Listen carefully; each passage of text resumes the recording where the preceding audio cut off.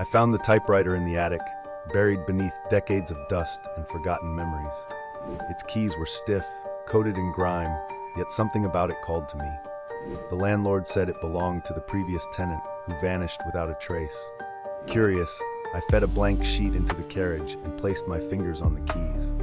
Suddenly, they moved on their own, clacking out words I never intended to type. "Help me." The phrase repeated relentlessly, the keys striking faster, harder, as if desperate. I tried to pull my hands away, but they were stuck, skin fusing to cold metal. The air grew icy, shadows lengthened and whispered from the corners of the attic. The typewriter shook violently, sharp edges cutting into my fingertips, drawing blood. Then a final chilling message appeared. "You're next."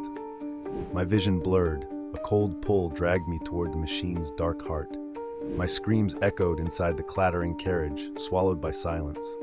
The typewriter fell still, keys smeared with fresh blood. My body slumped, empty and lifeless. Now it waits patiently for the next curious soul. When they find it, the keys will spring to life again, and the first thing they'll read is my desperate plea. "Help me."